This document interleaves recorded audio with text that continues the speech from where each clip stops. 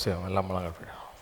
அன்பின் பரலோக தகப்பனே, இந்த நாளுக்காக உமக்கு நன்றி செலுத்துகிறோம், உம்மை துதிக்கிறோம் தகப்பனே. ஆமென். இந்த நாளில் உம்முடைய பிள்ளைகளாகிய நாங்கள் ஒன்று சேரவும் உம்முடைய நாமத்தை மகிமைப்படுத்தவும் பரிசுத்த ஆவியானவர் பாராட்டுகிற கிருபைகளுக்காய் இரக்கங்களுக்காய் நன்றி செலுத்துகிறோம். எங்கே 2-3 பேர் என் நாமத்தினாலே கூடி வருவார்களோ அங்கே அவர் மத்தியில் வாசம் பண்ணுவேன், அவர் கேட்கிற காரியங்களை அருளிச்ச வேண்டி சொன்ன ஜீவனுள்ள தேவனுடைய பாதப்படியிலே நாள் கூடி வந்திருக்கிறோம். இதனால் ஆராதனை கர்த்தர்களுக்கு ஆசீர்வதித்து தருவீராக. என் மகிமையின் மேகமானது இடத்தில் இறங்கி வந்து எங்கள் ஒவ்வொரு நிரப்பி உம்முடைய நாமத்தை மகிமைப்படுத்தும்படியாய் உம்மை நோக்கி மன்றாடுகிறோம். இந்த ஆராதனை தொடக்கம் முதல் முடிவு வரைக்கும் தேவனுடைய பிரசன்னமும் தயவும் இரக்கமும் எங்களுக்கு உண்டாகும்படியாய் உடைய பாதத்தில் கெஞ்சி மன்றாடுகிறோம். இதனால் நம்முடைய பரிசுத்த கருத்தில் அர்ப்பணிக்கிறோம். மீதியான வேலை முழுவதும் தேவ பிரசன்னம் எங்களோடு கூட இருக்கட்டும். இயேசு கிறிஸ்துவின் நாமத்தில் ஜெபிக்கிறோம் எங்கள் நல்ல பிதாவே. ஆமென். ஆமென். உன்னத பாடல்கள் 66வது பாடல். எந்த காலத்திலும் எந்த நேரத்திலும் நன்றியால் உம்மை நான் துதிப்பேன்.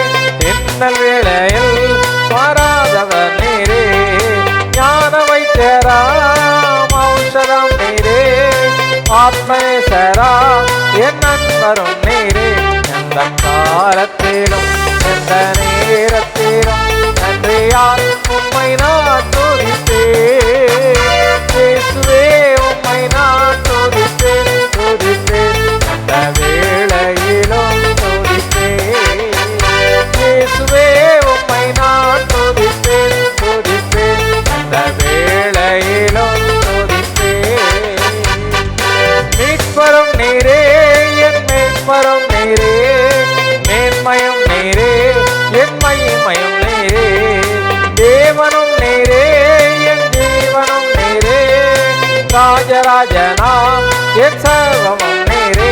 அந்த காலத்திலும் நன்றியால் உம்மை நான் துதிப்பேன். இயேசுவே உம்மை நான்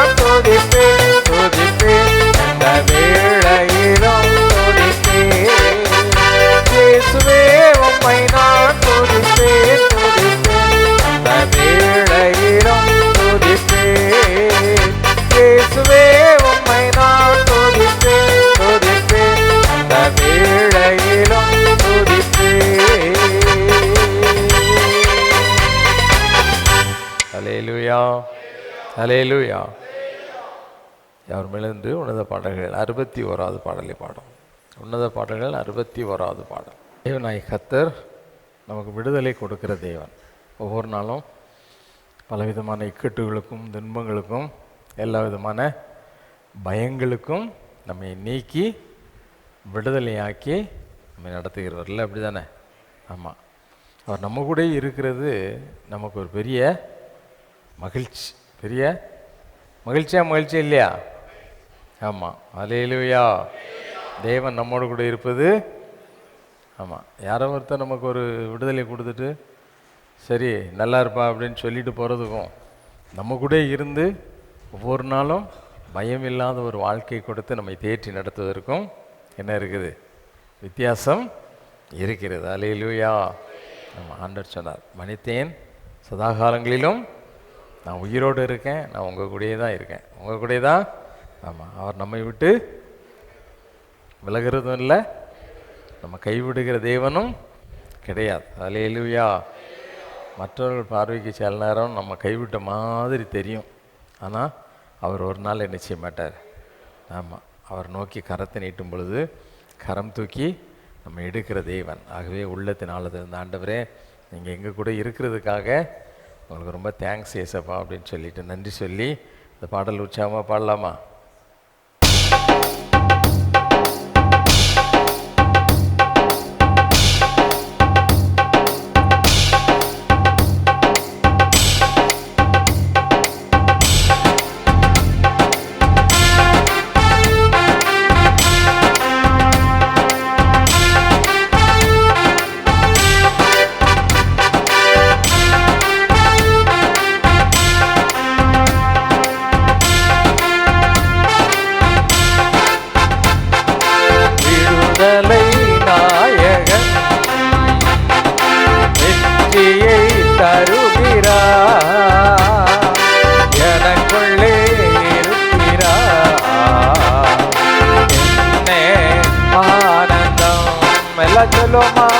விடுதலை நாயகன்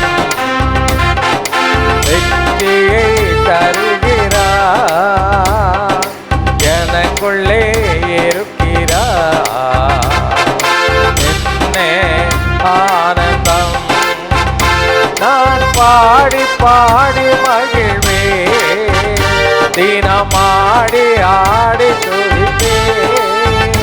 நான் பாடி பாடி மகிழ்வே, தினமாடி ஆடி துதிப்பே.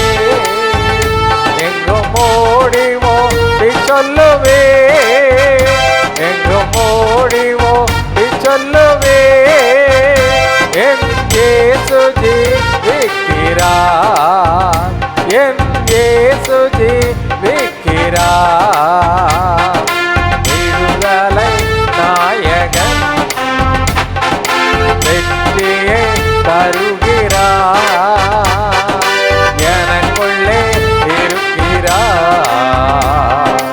என்னே ஆனந்தம், அவர் எனக்குள்ளே இருக்கிறார்.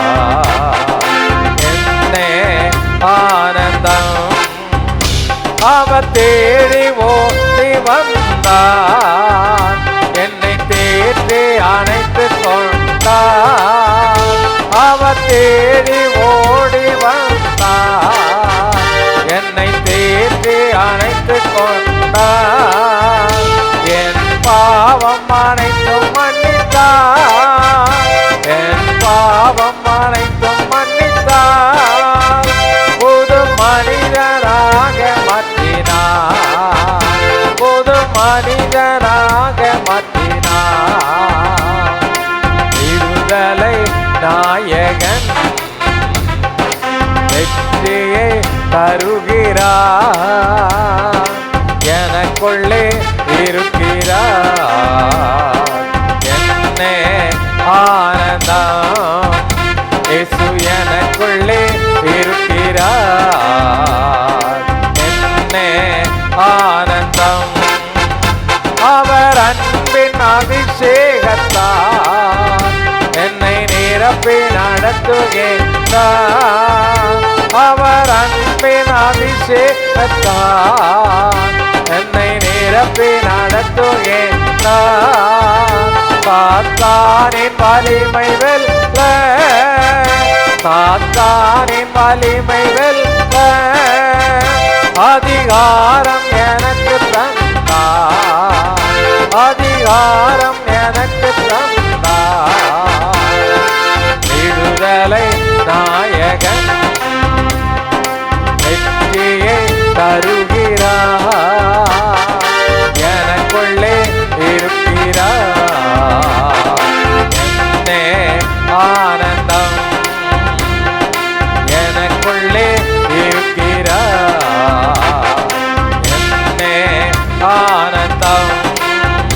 செங்கடலை கடந்து செல்வேன், யோதானை மிதித்து நடப்பேன். செங்கடலை கடந்து செல்வேன், யோதானை மிதித்து நடப்பேன்.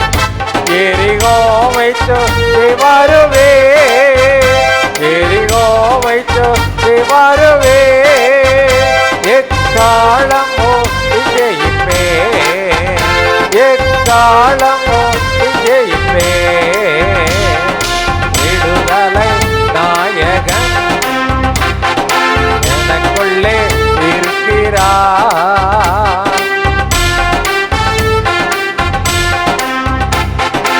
என்னே ஆனந்தம், எனக்குள்ளே இருக்கிறார்.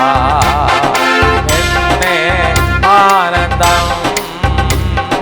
விடுதலை நாயகன் வெற்றியை தருகிறார், எனக்குள்ளே இருக்கிறார். என்னே ஆனந்தம். இயேசு எனக்குள்ளே இருக்கிறார். விசுவாசத்தோடு சொல்லுமா ஆமெல்லா. இயேசு எனக்குள்ளே இருக்கிறார். என்னே ஆனந்தம். இயேசு எனக்குள்ளே இருக்கிறார். என்னே ஆனந்தம். அவர் அன்பின் அபிஷேகத்தால் என்னை நிரப்பி நடத்துகின்றார். அவர் அன்பின் அபிஷேகத்தால் என்னை நிரப்பி நடத்துகின்றார். சாத்தானின் வலிமை வெல்ல, சாத்தானின் வலிமை வெல்ல, சாத்தானின் வலிமை வெல்ல, சாத்தானின் வலிமை வெல்ல அதிகாரம்.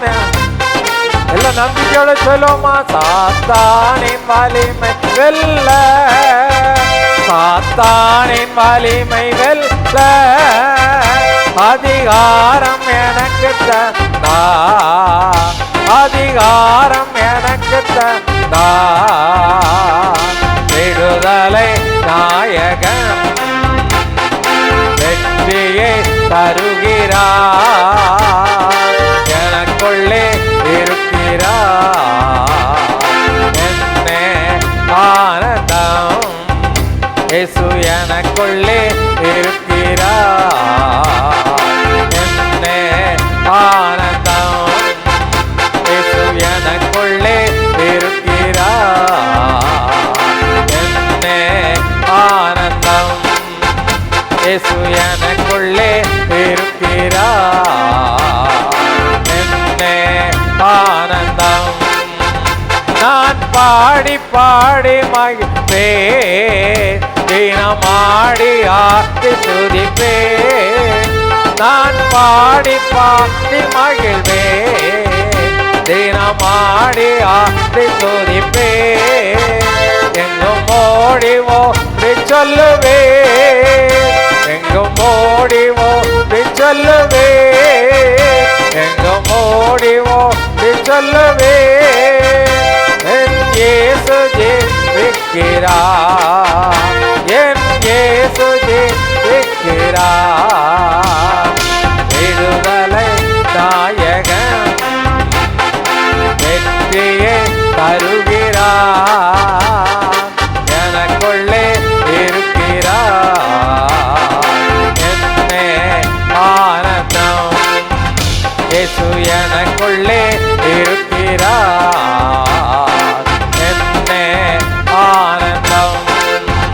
இயேசு எனக்குள்ளே இருக்கிறார், என்ன ஆனந்தம்.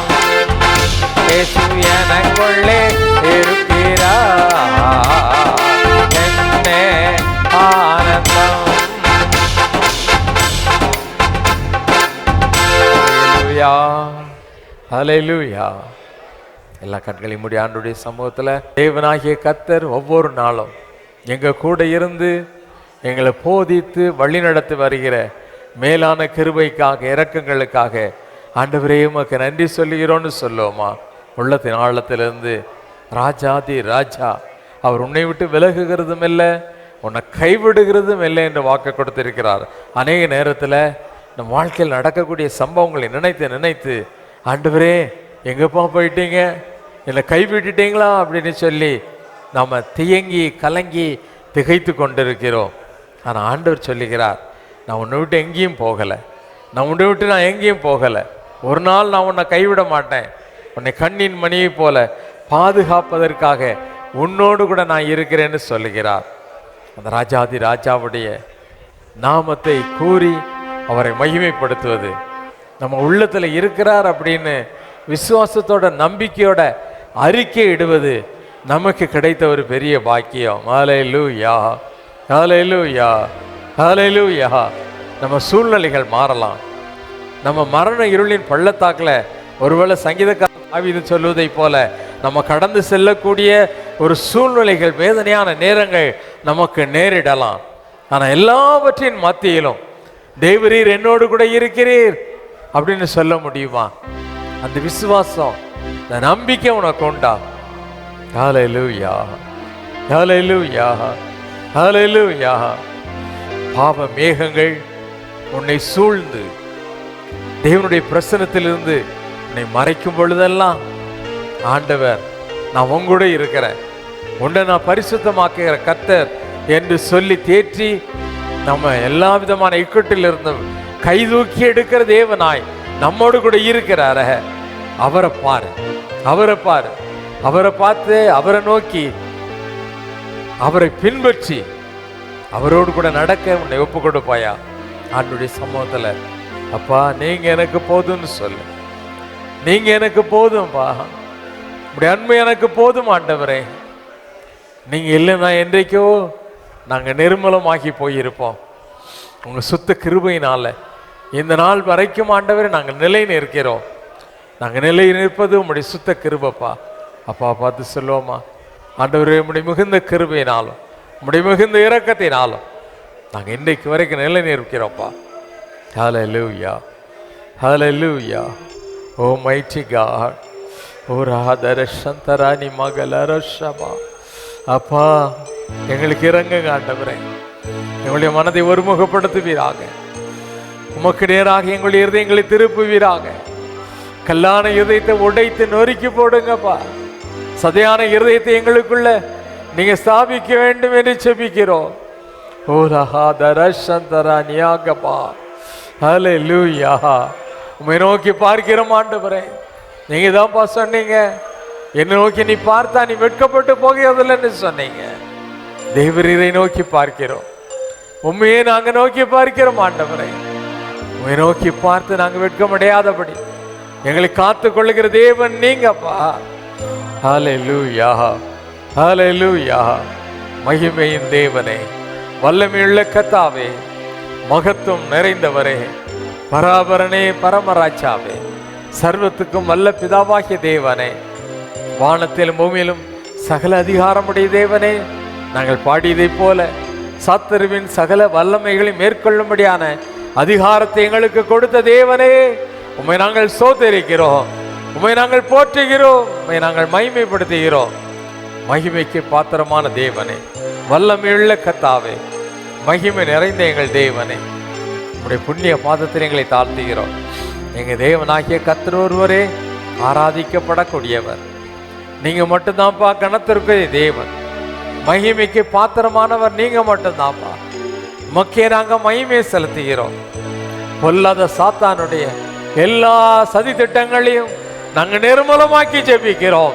இயேசு என்ற அந்த உன்னதமுள்ள நாமத்திலே வானோர் பூதலத்தோர் பூமியின் கீழானோர் யாவருடைய முழங்கால்களும் முடங்கும்படியான வல்லமையுள்ள நாமத்திலே பொல்லாத சாத்தானே ஆண்டவரே எங்க வாழ்க்கையை விட்டு கடிந்து கட்டி அப்புறப்படுத்தி ஜெபிக்கிறோம்.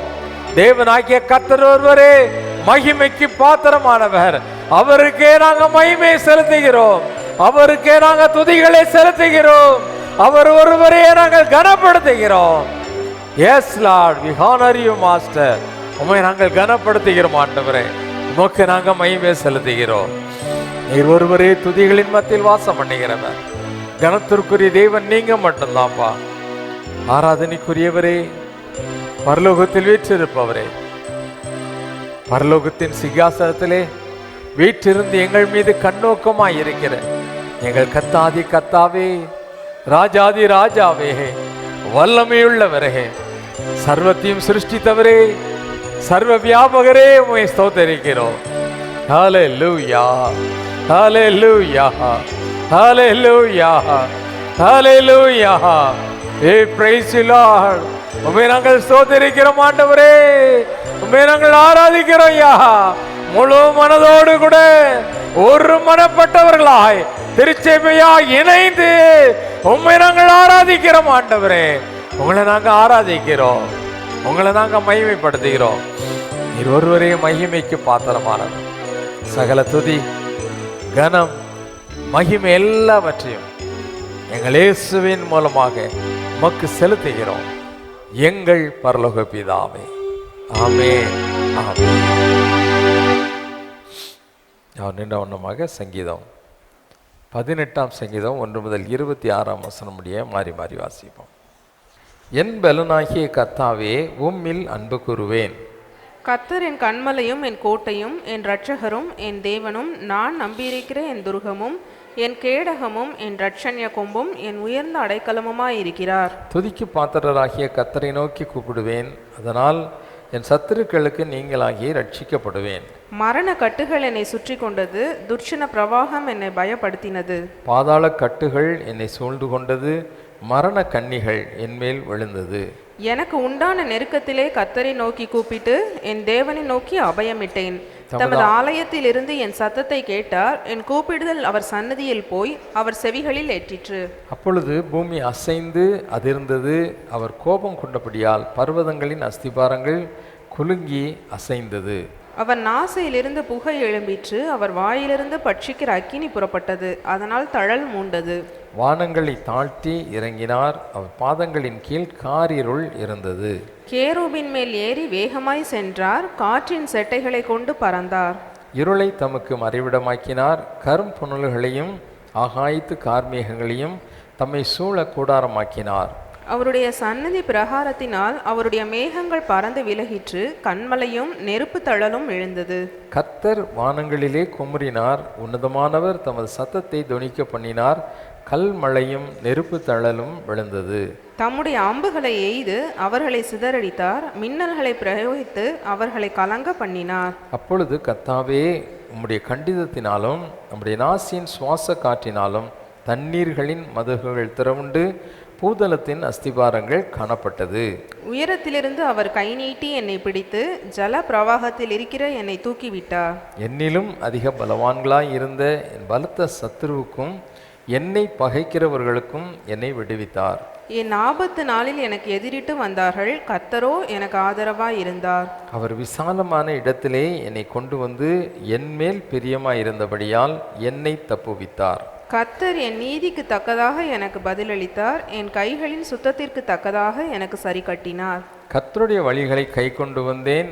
நான் என் தேவனுக்கு துரோகம் பண்ணினதில்லை. அவருடைய நியாயங்களை எல்லாம் எனக்கு முன்பாக நிறுத்தினேன். அவருடைய பிரமாணங்களை நான் தள்ளி போடவில்லை. அவர் முன்பாக நான் மன உண்மையாய் இருந்து என் துர்க்குணத்துக்கு என்னை விலக்கி காத்து கொண்டேன். ஆகையால் கர்த்தர் என் நீதிக்கும் தம்முடைய கண்களுக்கு முன்னிருக்கிற என் கைகளின் சுத்தத்திற்கும் தக்கதாக எனக்கு பலன் அளித்தார். தயவுள்ளவனுக்கு நீர் தயவுள்ளவராகவும் உத்தமனுக்கு நீர் உத்தமராகவும் புனிதனுக்கு நீர் புனிதராகவும் மாறுபாடுள்ளவனுக்கு நீர் மாறுபாடுள்ளவராயும் தோன்றுவீர். பிதாவுக்கும் குமாரனுக்கும் பரிசுத்தாய்க்கும் மேம்டாத ஆமென். அவர் முழங்கால் படிட்டு கர்த்தருடைய ஜெபத்தை சொல்லுவோம். பரமண்டலங்களில் இருக்கிற எங்கள் பிதாவே, இப்படி நாம் பரிசுத்தப்படுவதாக, இப்படி ராஜ்யம் வருவதாக, இப்படி சித்தம் பரமண்டலத்திலே செய்யப்படுவது போல பூமியிலேயும் செய்யப்படுவதாக. அன்றன்று உள்ள எங்கள் அப்பத்தை எங்களுக்கு இன்று தாரும். எங்களுக்கு விரோதமாய் குற்றம் செய்கிறவர்களுக்கு நாங்கள் மன்னிக்கிறது போல எங்கள் குற்றங்களை எங்களுக்கு மன்னியும். எங்களை சோதனைக்குள் பிரவேசிக்க பண்ணாமல் தீமையினின்று எங்களை ரட்சித்து கொள்ளும். ராஜ்யமும் வல்லமையும் மகிமையும் என்னென்றைக்கும் முடிவுகளே. ஆமே. அப்போ சொல்லி விசுவாசத்தை அறிக்கை செய்வோம். வானத்தையும் பூமியும் படைத்த சர்வ வல்லமுள்ள பிதாவாகி தேவனை விசுவாசிக்கிறேன். அவருடைய ஒரே பேரான குமாரனாகிய நம்முடைய நாதர் இயேசு கிறிஸ்துவை விசுவாசிக்கிறேன். அவர் பரிசுத்த ஆவியினாலே கன்னி மரியாளிடத்தில் உற்பவித்து பிறந்தார். பொந்தியு பிலாத்துவின் காலத்தில் பாடுபட்டு சிலுவையில் அறையுண்டு மரித்து அடக்கம் பண்ணப்பட்டு பாதாளத்தில் இறங்கினார்.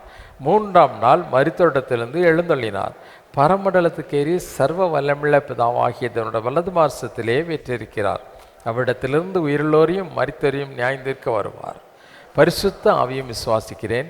பொதுவாக இருக்கிற பரிசுத்த சபையும் பரிசுத்த வான்களுடைய ஐக்கியமும் மன்னிப்பும் சரீர உயிர்த்தெழுதலும் நித்திய ஜீவனும் உண்டென்று விசுவாசிக்கிறேன். ஆமென். உட்காருவோம். வேதத்திலிருந்து ஒரு பகுதி கேட்போம். வாசிக்க முடியாது குறிக்கப்பட்ட வேத பகுதி கலாத்தியருக்கு எழுதின நிருபம் 3ஆம் அதிகாரம் 11 முதல் 29ஆம் வசனம் முடிய.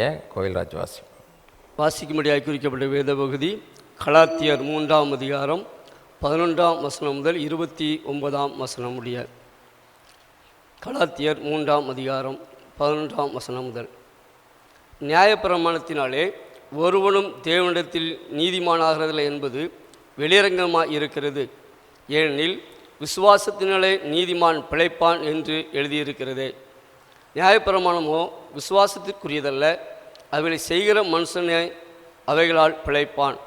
மரத்திலே தூக்கப்பட்ட எவனும் சபிக்கப்பட்டவன் என்று எழுதியிருக்கிறபடி கிறிஸ்து நமக்காக சாபமாகி நியாயப்பிரமாணத்தின் சாபத்துக்கு நம்மை நீங்களாக்கி மீட்டு கொண்டார். ஆபிரகாமுக்கு உண்டான ஆசீர்வாதம் கிறிஸ்து இயேசுவினால் புறஜாதிகளுக்கு வரும்படியாகவும் ஆவியை குறித்து சொல்லப்பட்ட வாக்கு தத்துவத்தை நாம் விசுவாசத்தினாலே பெரும்படியாகவும் இப்படி ஆயிற்று. சகோதரே, மனுஷர் முறைமையின்படி சொல்லுகிறேன், மனுஷர்களுக்குள்ளே உறுதி பண்ணப்பட்ட உடன்படிக்கையை ஒருவனும் தள்ளுகிறதில்லை, அதனுடைய ஒன்றையும் கூட்டுகிறதும் இல்லை. ஆபிரகாமுக்கும் அவனுடைய சந்ததிக்கும் வாக்கு தத்தங்கள் பண்ணப்பட்டன. சந்ததிகளுக்கு என்று அநேகரை குறித்து சொல்லாமல் உன் சந்ததிக்கு என்று ஒருவனை குறித்து சொல்லியிருக்கிறார். அந்த சந்ததி கிறிஸ்துவை. ஆதலால் நான் சொல்லுகிறது என்னவெனில், கிறிஸ்துவை முன்னிட்டு தேவனால் முன் உறுதி பண்ணப்பட்ட உடன்படிக்கையை 430 வருஷத்துக்கு பின்பு உண்டான நியாயப்பிரமானது தள்ளி வாக்கு தத்தத்தை வேத்தமாக்க மாட்டாது. அன்றியும் சுதந்திரமானது நியாயப்பிரமாணத்தினாலே உண்டானால் அது வாக்குத்தத்தினாலே உண்டாகிறாது. தேவன் அதை ஆபிரகாமுக்கு வாக்கு தத்தத்தினாலே அருளி செய்தாரே. அப்படியானால் நியாயப்பிரமாணத்தின் நோக்கம் என்ன? வாக்குத்தத்தத்தை பெற்ற சந்ததி வருமளவும் அது அக்கிரமங்கள் நிமித்தமாக கூட்டப்பட்டு தேவதூதரை கொண்டு மத்தியஸ்தன் கையிலே கட்டளையிடப்பட்டது. மத்தியஸ்தன் ஒருவனுக்குரியவன் அல்ல, தேவனே ஒருவர். அப்படியானால் நியாயப்பிரமாணம் தேவனுடைய வாக்குத்தத்தங்களுக்கு விரோதமா? அல்லவே. உயிரை கொடுக்கத்தக்க நியாயப்பிரமாணம் அருளப்பட்டிருந்ததானால் நீதியானது நியாயப்பிரமாணத்தினால் உண்டாயிருக்குமே. அப்படி இராமல் இயேசு கிறிஸ்துவை பற்றும் விசுவாசத்தினாலே பழிக்கிற வாக்குத்தத்தம் விசுவாசம் உள்ளவர்களுக்கு அளிக்கப்படும்படி வேதம் எல்லாவற்றையும் ஏகமாய் பாவத்தின் கீழ் அடைத்து போட்டது. ஆதலால் விசுவாசம் வருவதற்கு முன்னே வெளிப்பட போகிற விசுவாசத்திற்கு ஏதுவாக நாம் அடைக்கப்பட்டவர்களாய் நியாயப்பிரமாணத்தின் கீழ் காவல் பண்ணப்பட்டிருந்தோம். இவ்விதமாக நாம் விசுவாசத்தினாலே நீதிமானாக்கப்படுவதற்கு நியாயப்பிரமாணம் நம்மை கிறிஸ்துவிடத்தில் வழிநடத்துகிற உபாத்தியாய் இருந்தது. விசுவாசம் வந்த பின்பு நாம் உபாத்திக்கு கீழான அல்லவே. நீ எல்லாரும் கிறிஸ்து இயேசுவை பற்றும் விசுவாசத்தினாலே தேவனுடைய புத்திரராய் இருக்கிறீர்களே. ஏனெனில் உங்களில் கிறிஸ்துவுக்குள்ளாக ஞானஸ்நானம் பெற்றவர் எத்தனை பேரோ அத்தனை பேரும் கிறிஸ்துவை தரித்து கொண்டீர்களே. யூதன் என்றும் கிரேக்கன் என்றும் இல்லை, அடிமை என்றும் சுயாதன் என்றும் இல்லை, ஆணென்றும் பெண்ணென்றும் இல்லை, நீங்கள் எல்லாரும் கிறிஸ்து இயேசுவுக்குள் ஒன்றாய் இருக்கிறீர்கள். நீங்கள் கிறிஸ்துவுடைய நாள் ஆபிரகாமின் சந்ததியாராயும் வாக்குத்தத்தின்படியே சுதந்திராயும் இருக்கிறீர்கள் என்பது வாசிக்கும்படியாக குறிக்கப்பட்ட வேத பகுதி வாசித்தாயிற்று.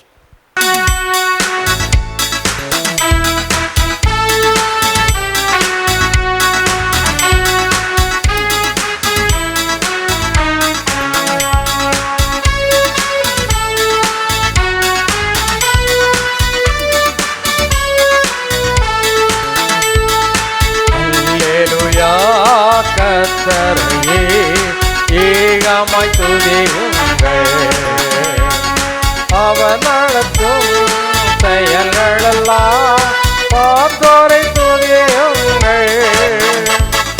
வல்லமையாய் கிரியை செய்யும் வல்லோரை துதியுங்கள்.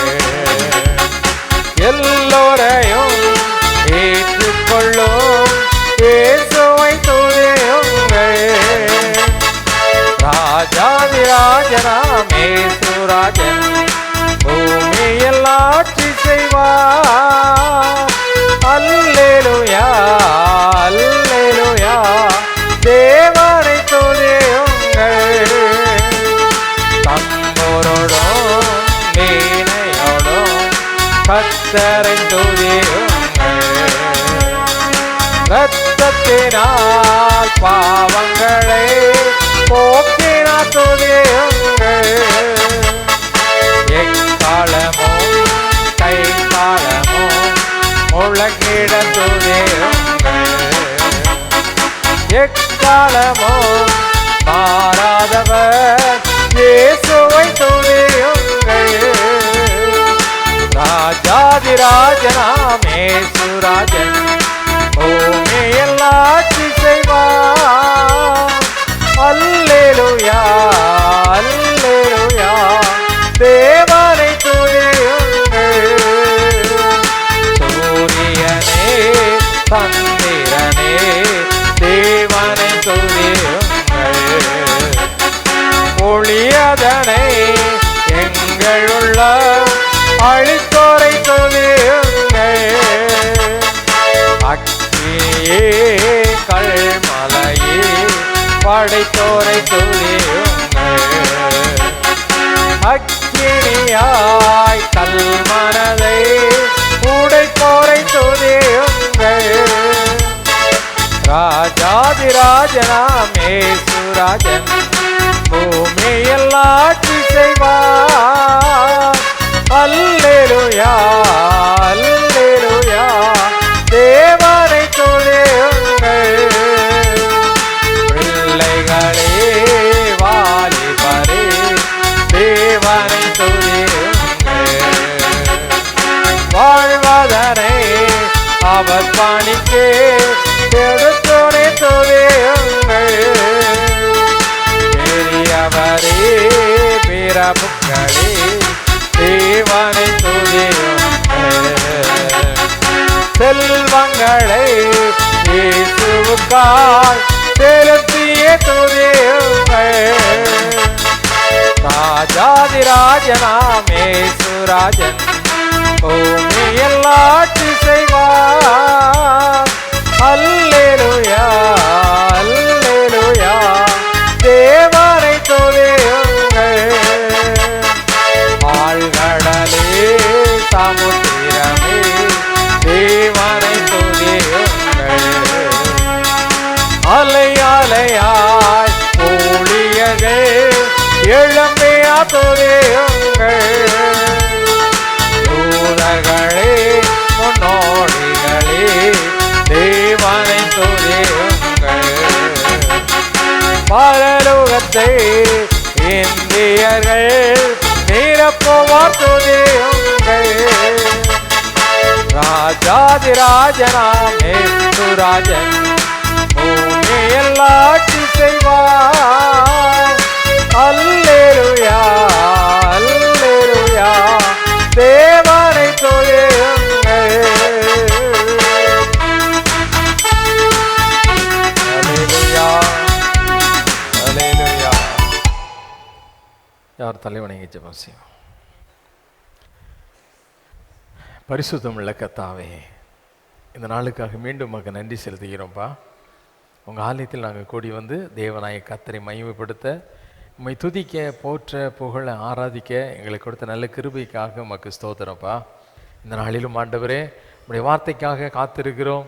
தேவரீர் எங்களோடு கூட பேசும் ஆண்டவரே, எங்களை உருவாக்கும், எல்லாவித சாபங்களுக்கும் எங்களை விலக்கி காத்துக்கொள்ளும்.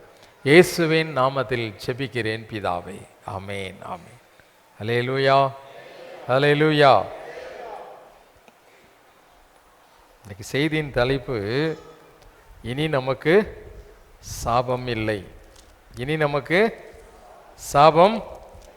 சபிக்கப்பட்ட ஒரு மனிதனால மகிழ்ச்சியோடு என்ன செய்ய முடியாது, இருக்கவே முடியாது. ஆனால் தேவனாகிய கர்த்தர் நம்முடைய சாபத்தை எல்லாம் என்ன செய்தார், மாற்றிவிட்டார். செய்திக்கு ஆதாரமாக எடுத்துக்கொண்ட வேதவசனம் கலாத்தியருக்கு எழுதின நிருபம் 3ஆம் அதிகாரம் 13வது வசனத்தை வாசி கேட்போமா? மரத்திலே தூக்கப்பட்ட எவனும் சபிக்கப்பட்டவன் என்று எழுதியிருக்கிறபடி கிறிஸ்து நமக்காக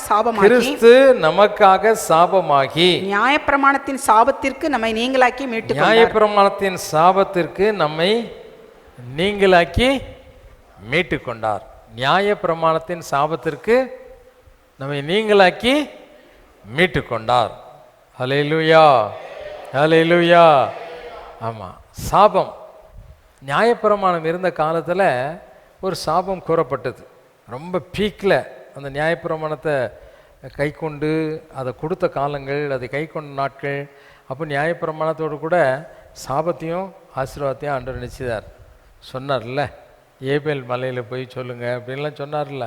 அது எங்கே இருக்குது தெரியுமா? உபாகமம் 28ஆம் அதிகாரத்தில் சொல்லப்பட்டிருக்குது. இல்லை கவனிங்க. அப்போ சாபம், அந்த நியாயப்பிரமாணத்தின் சாபத்திற்கு நீங்களாக்கினார். யார் நீங்களாக்கினா? இந்த லெந்து காலங்களை நாம் ஆசரிக்க போகிறோம், அனுசரிக்க போகிறோம்.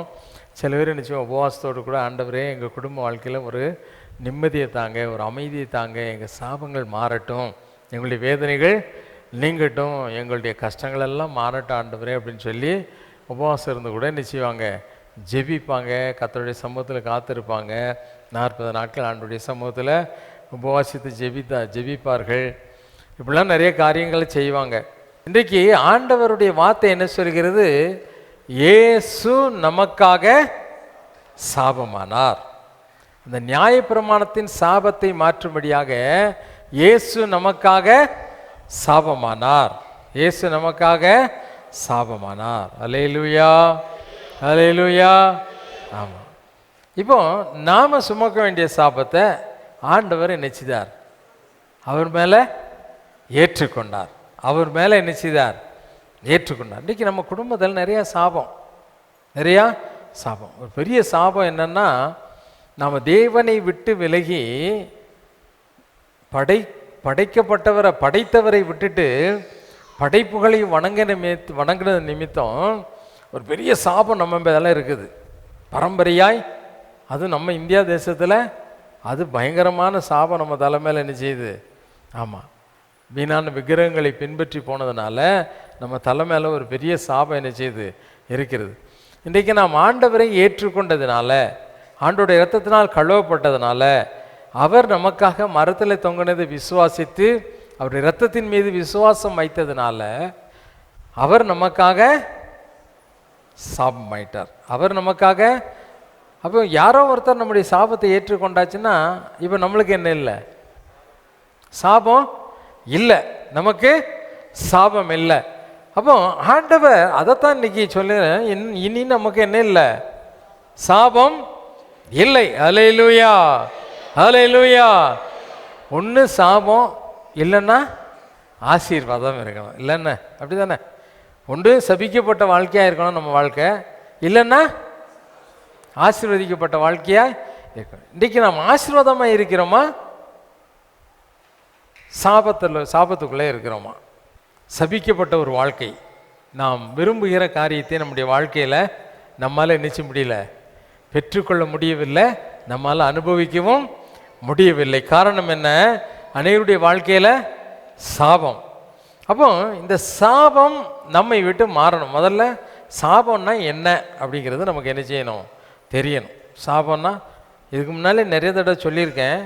ஆனால் இன்றைக்கி சொல்கிறது நீங்கள் நல்லா கவனிக்கணும். சாபம், பாவம் தெரியும், சாபம் எப்படி வருது மனுஷ வாழ்க்கையில்? சாபம் எப்படி வருது? சபிக்கப்பட்ட ஒரு வாழ்க்கை. சபிக்கப்பட்டதுனால அந்த 28 நீங்கள் வீட்டில் போய் உபாகமம் 28 வாசித்து பாருங்கள். அது சாபத்தை பார்த்தீங்கன்னா இன்றைக்கி நம்ம வாழ்க்கையில் நடக்கக்கூடிய நிறைய காரியங்களுடைய லிஸ்ட்டு எங்கே இருக்குது? அந்த 28ஆம் அதிகாரத்தில் இந்த 15ஆம் வசனத்துக்கு அப்புறம் வீட்டில் போய் நீங்கள் வாசித்து பாருங்கள், வாசித்து லிஸ்ட்டு போடுங்களேன். இதில் எதெல்லாம் எனக்கு இருக்குது, எதெல்லாம் இல்லை அப்படின்னு நீங்கள் நினச்சிங்க. வீட்டில் போய் பாருங்கள், கண்டிப்பாக நீங்கள் பார்க்கணும். சரியா? அப்போ இயேசுவை நீ உண்மையாக ஏற்றுக்கொண்டாயானால் உன்னுடைய சாபங்கள் உன்னை விட்டு என்ன செய்யும்? மாறும். ஹல்லேலூயா, ஹல்லேலூயா. சாபங்கள் உன்னை விட்டு என்ன செய்யும்? சாபம் இல்லைன்னா உள்ளத்தில் என்ன இருக்கும்? மகிழ்ச்சி என்ன செய்யும்? இருக்கும். யோபுடைய வாழ்க்கையில் எல்லாரும் நண்பர்கள்லாம் நீ இப்படி செய்த அப்படி செய்த அதனால தான் உனக்கு சாபம் வந்துடுச்சு, நீ சபிக்கப்பட்டவன் ஆகிட்ட அப்படின்னு சொல்லி நண்பர்கள்லாம் சொல்லி அவனை குழப்புனாங்க. அவனை என்ன செய்தாங்க? குழப்புனாங்க. கடைசியில் அவன் பொண்டாட்டியும் வந்து என்ன சொன்னா, இவ்வளோ சாபத்தை உன் தலையில் ஏற்றுக்கிட்டிய, இந்த சாபத்தை கொடுத்த ஆண்டவரை தூசித்து உன் ஜீவனை என்ன செய்ய விட்டுரு அப்படின்னு சொன்னான். ஆனால் அந்த சாபம் என்பதை யார் ஏற்றுக்கொள்ளலை? அவனுக்கு வந்த தோல்விகள், அவனுக்கு வந்த நஷ்டங்கள், அவனுக்கு வந்த இழப்புகள், அவனுக்கு வந்த வியாதி, சரீரத்தில் வந்த பாடுகள், இதையெல்லாம் அவன் எதா ஏற்றுக்கொள்ளலை? சாபமாக ஏற்றுக்கொள்ளலை. சாபமாக ஏற்றுக்கொள்ளாதனால்தான் அவன் மனமகிழ்ச்சியோடு இருந்தான், கர்த்தரை துதித்து கொண்டிருந்தான், கர்த்தரை துதித்து கொண்டிருந்தான். அது சாபமாக அவன் நினைக்கல. ஏன் நினைக்கல? அவனுக்கு தெரியும் தேவன் என்னோடு கூட இருக்கிறார், என்னுடைய சாபத்தை எல்லாம் ஏற்றுக்கொண்ட ஒருவர் அவர். அல்லேலூயா. அவர் என்னுடைய மீட்பர், அவர் உயிரோடு இருக்கிறார், அவர் கடைசி நாட்களில் பூமியின் மேல் நிற்பார், என்னுடைய கண்கள் அவரை என்ன செய்யும்? காணும் என்று விசுவாச அறிக்கையிட்டான். விசுவாச அறிக்கையிட்டான். எனக்கு பயம் கிடையாது, எனக்கு என்னுடைய சாபத்தை தேவன் ஏற்றுக்கொண்டார் என்ற ஒரு நம்பிக்கை எனக்கு இருக்குது, எனக்கு இருக்கிறது. அல்லேலூயா, அல்லேலூயா. ஆமாம், என் குடும்பத்தில் 4 பேர் நாங்கள் கூட பிறந்தது. ஒருவேளை நாங்கள் ஆண்டவரை ஏற்றுக்கொள்ளவில்லை என்றால், அவருக்கு எங்கள் இருதயத்தை கொடுக்கவில்லை என்று சொன்னால், அவர் என்னுடைய சாபத்தை என்ன செய்திருக்க மாட்டார்? ஏற்றுக்கொள்ள முடியாது, ஏற்றுக்கொள்ள முடியாது. அல்லேலூயா. அவர் எனக்காக சாபமானார். சொல்லலாமா? அவர் எனக்காக சாபமானார். நீ அவருடைய பிள்ளையா இருப்பாயானால் சாபத்தை அவர் ஏற்றுக்கொண்டார். அல்லேலூயா, அல்லேலூயா. இந்த சாபத்துக்கு காரணம் என்ன? இந்த சாபம் நம்ம தலைமையில் அவர் ஏற்றுக்கொண்டாரு. கிறிஸ்தவங்களுக்காக மட்டும் இல்லை, இந்த உலகத்தில் இருக்கக்கூடிய, ஏன்னா வேதம் என்ன சொல்லி, உலகத்தின் பாவத்தை சுமந்து தீர்க்கிற. அல்லேலூயா. அவன் கிறிஸ்தவனா, அவன் முஸ்லீமா, அது இந்துவா, ஜைன மதத்தை சேர்ந்தவனா, கடவுளே இல்லைன்னு சொல்றவனா, யாரா இருந்தாலும் சரி, எல்லாருடைய பாவத்தையும் அவர் சுமந்து தீர்த்தார். அல்லேலூயா. ஆமா, நாம பொசசிவா இருக்கக்கூடாது. அவர் எனக்கு தான் சொந்தம், அவர் எனக்கு தான், இயேசு எனக்கு தான் சொந்தம் அப்படின்னு என்ன செய்யாத. இல்லை, உனக்கு மட்டும் இல்லை, இந்த அகில உலகத்திற்கும் உரிமை கோரப்பட்டவர். உரிமை, ஆமாம், எல்லாரும் உரிமை கொண்டாட முடியும்.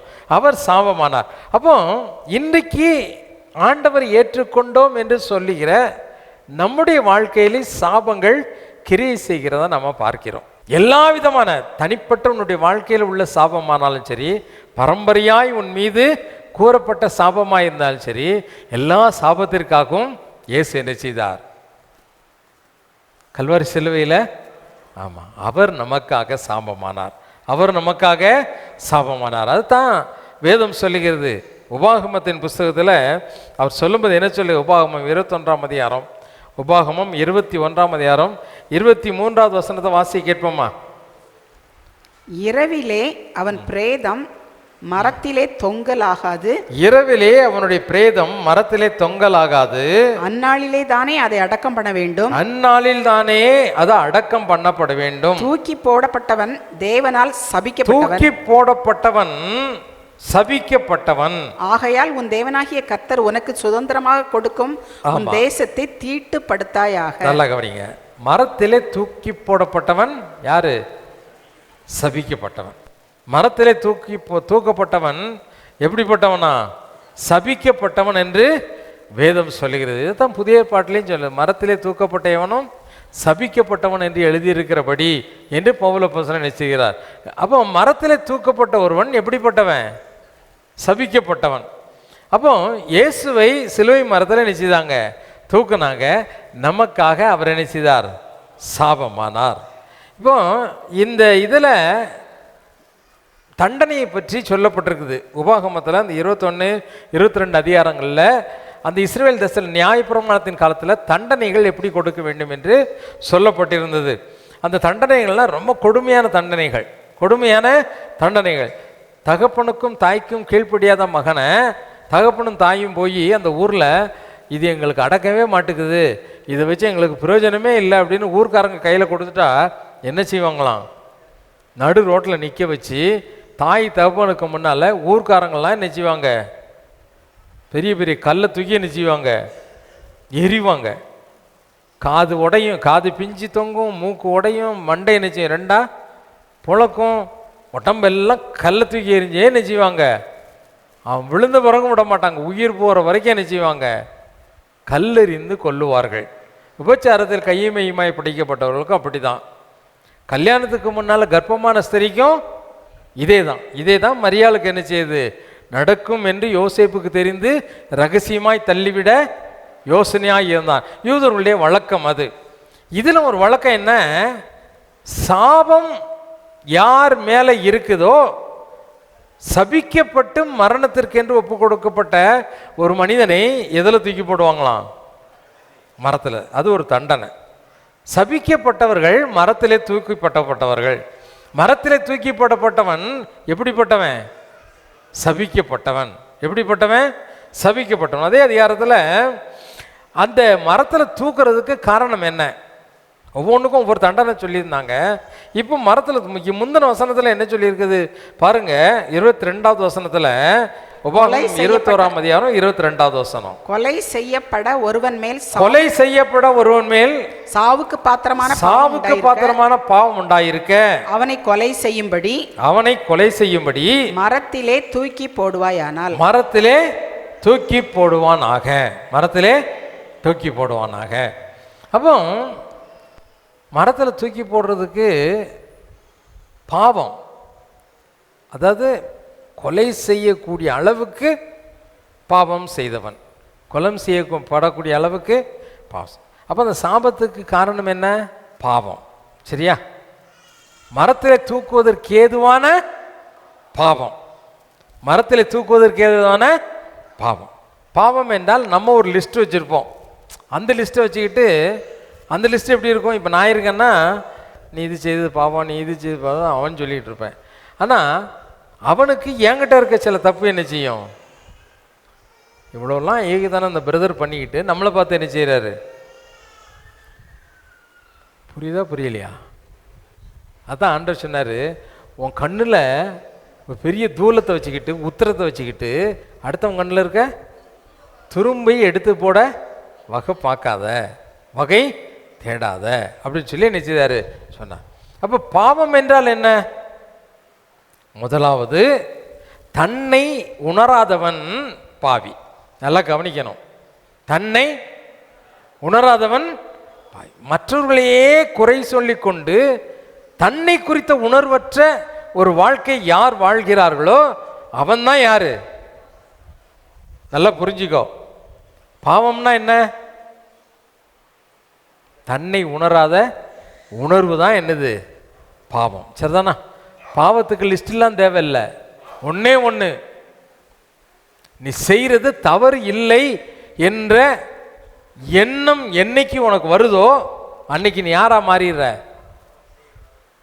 அந்த உணர்வு வந்துடுச்சுன்னா நீ யார பாவத்திலேருந்து வெளியே வர்றதுக்கு நீ பிரயாசப்படுற, கர்த்தர் உனக்கு என்ன செய்வார்? உதவி செய்வார். சரிதானா? கர்த்தர் உனக்கு உதவி. ஒருத்தன் நல்ல சேத்துல மாட்டிக்கிட்டான். மாட்டினவனுக்கு எருவு மாடு மாதிரி தோல் உள்ளே கடந்தா அப்படியே குழு குழுன்னு தெரியுது அவனுக்கு. ஒருத்தன் வரான், டேய் இந்த சேத்துல மாட்டிக்கிட்டியாடா, இன்னும் கொஞ்சம் செத்து போயிடுவேன். யோ உன் சோழியை பார்த்துட்டு போயா, எனக்கு இதுதான் எப்படி இருக்குது, இன்பமாக இருக்குதுன்னு சொன்னால் அவனை போய் யாராவது காப்பாற்ற முடியும்னு நினைக்கிங்க? ஏன்? அவனுக்கு சேத்துக்குள்ளே இருக்கோங்கிறதே என்ன இல்லை. இன்னைக்கு நாம் நம்மை குறித்த உணர்வு இல்லாதபடி, நாம் வாழ்கிற வாழ்க்கையை குறித்த உணர்வே இல்லாதபடி நாம் இன்னைக்கு நாம் என்ன செய்கிறோம்? நீ செய்கிற தப்பு உனக்கே தப்புன்னு என்ன செய்யலை. கரெக்டு, நான் செய்கிறது கரெக்டு தான், நான் கரெக்டாக தான் இருக்கிறேன் இப்படின்னே நினச்சிக்கிட்டு இருக்கேன். இதுதான் என்னது? பாவம். உடைய சாபத்திற்கு முதல் காரணம் என்ன? பாவம். அதான் அந்த 22ஆம் வசனம் சொல்லுது, கொலை செய்யப்பட ஒருவன் மேல் சாவுக்கு பாத்திரமான பாவம். ஆண்டவர் சொன்னார், பாவம் செய்கிற ஆத்துமா. எசேக்கியேல் தீர்க்கதரிசன புத்தகத்தில் ஆண்டவர் சொல்லும்போது, போன வாரம் உங்களுக்கு பேசினேன்ல, ஆமாம், மகனுடைய ஆத்மா எப்படியோ அப்படிதான் தகப்பனுடைய ஆத்மா, தகப்பனுடைய ஆத்மா எப்படியோ அப்படிதான் மகனுடைய ஆத்மா.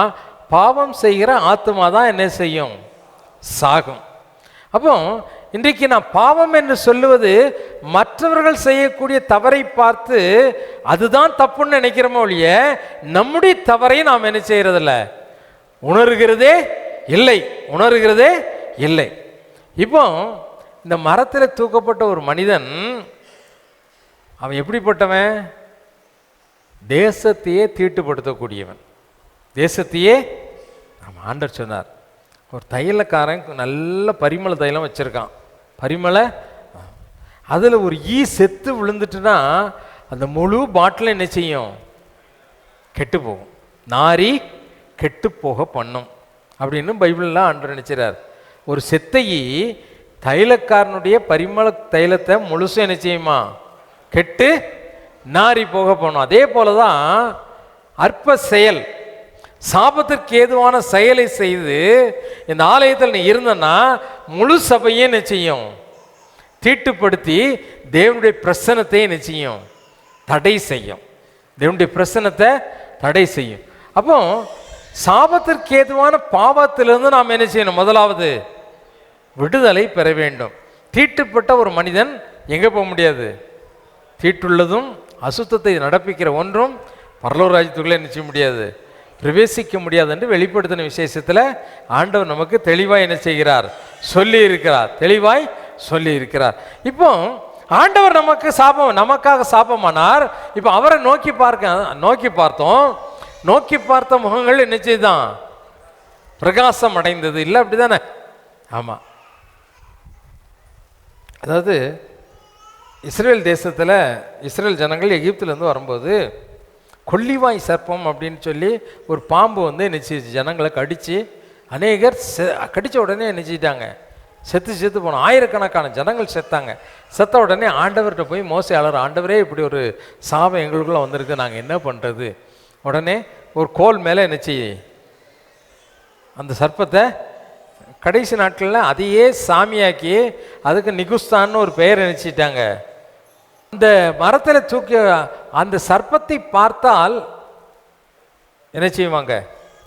இதில் என்னையா லாஜிக் இருக்குது? நல்லா யோசித்து பாருங்களேன். பாம்பு கடிச்சதுன்னா ஒரு நிலவேம்பை கட்டி தூக்கி ஆளுக்கு ஒரு கடி கடிச்சிட்டு போங்கடான்னா கூட அதில் என்ன இருக்குது? என்ன இருக்குது? அதில் ஒரு அர்த்தம் இருக்குது, ஒரு லாஜிக் இருக்குது. எந்த பாம்பு கடிச்சு செத்தானா அந்த பாம்பையே எங்கே வைக்கணுமா? மரத்து மேலே தூக்கி வைக்கணுமா? நோக்கி பார்த்தார்கள். என்ன செய்தாங்க? பாம்பு கடித்த உடனே தான் பார்ப்பான்.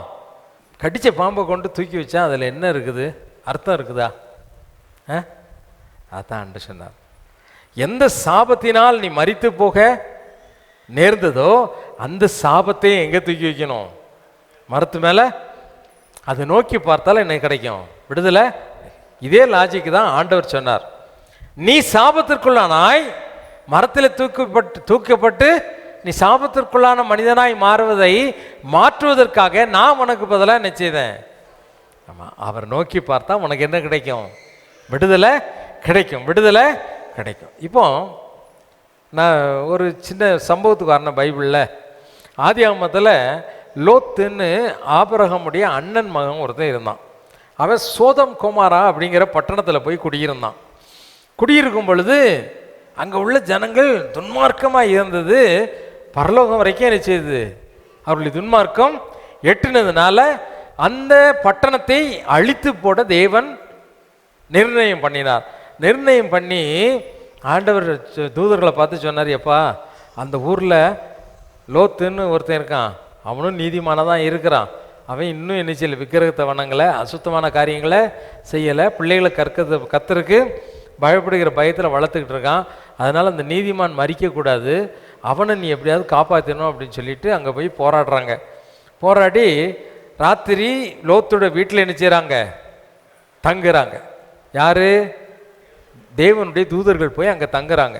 தங்கி இருந்து லோத்து அந்த பட்டணத்தினுடைய அகோரமான பாவத்தை கண்கூடாக என்ன செய்கிறாங்க? பார்க்குறாங்க. கண்கூடாக பார்க்குறாங்க. பார்த்து மிகுந்த கோபத்தோடு கூட பொழுது விடியும் போது என்ன செய்கிறாங்க? அந்த பட்டணத்து மனுஷர்களுக்கெல்லாம் கண்மயக்கம் வர வச்சுட்டு இவங்களை என்ன செய்கிறாங்க? இழுத்துட்டு போகிறாங்க. இழுத்துட்டு போய் லோத்தினுடைய மனைவி, அவருடைய 2 பொட்டை பிள்ளைங்க, 4 பேர் என்ன செய்கிறாங்க? கரன்னு என்ன செய்கிறாங்க? இழுத்துட்டு போகிறாங்க. இழுத்துட்டு போய் பட்டணத்துக்கு வெளியே நின்று ஒரு வார்த்தை சொல்கிறாங்க. என்ன வார்த்தை சொல்கிறாங்க? ஆதியாமத்தை எடுத்துக்கோங்க. ஆதியாமத்தின் புஸ்தகம் 19ஆம் அதிகாரத்தை எடுத்துக்கோங்க. ஆதியாமம் 19ஆம் அதிகாரம் 17வது வசனத்தை வாசி கேட்போமா? ஆதியாமம் 19:17வது வசனம். அவர்களை வெளியே கொண்டு போய் விட்ட பின்பு அவர் உன் ஜீவன் தப்ப ஓடிப்போ, பின்னிட்டு பாராதே, இந்த சமபூமியில் எங்கும் நில்லாதே, நீ அழியாதபடிக்கு மலைக்கு ஓடிப்போ என்றார். ஆமா, நல்லா கவனிங்க. இந்த லோத்துவுக்கு கொடுத்த ஒரு இன்ஸ்ட்ரக்ஷன் என்ன சொல்றாரு?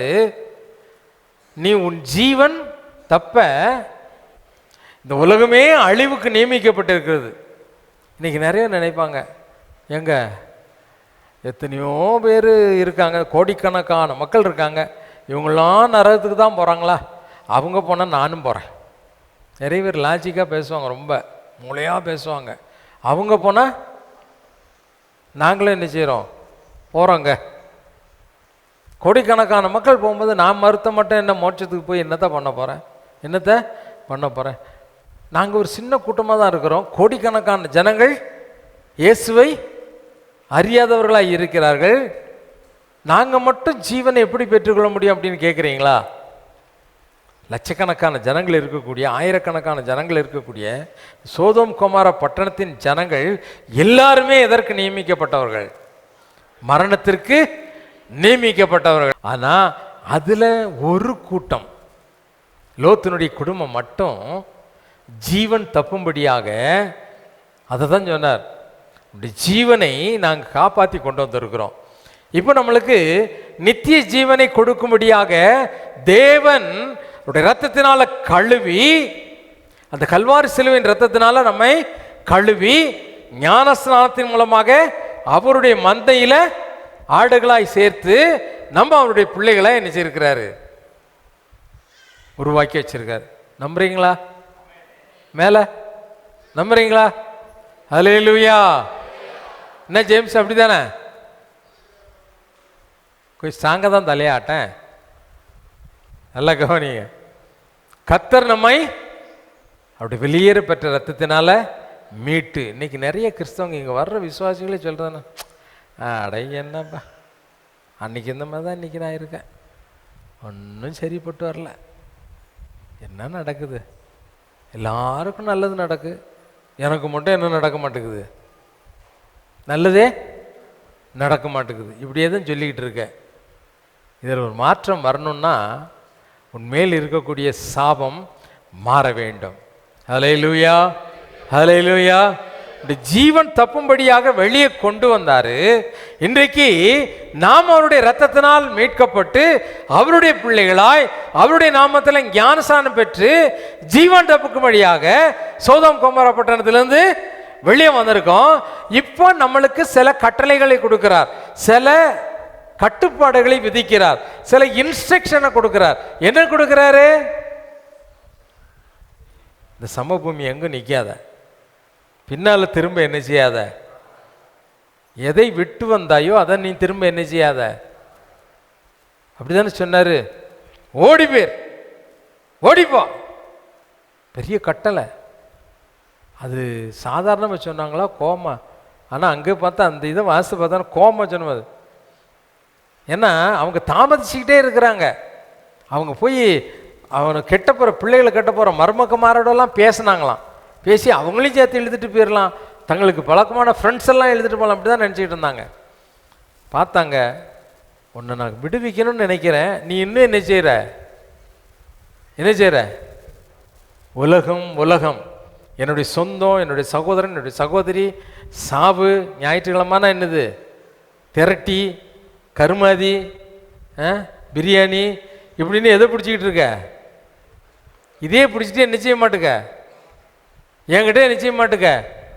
வரமாட்டுக்கிற. என்கிட்ட என்ன செய்ய மாட்டுக்கிற?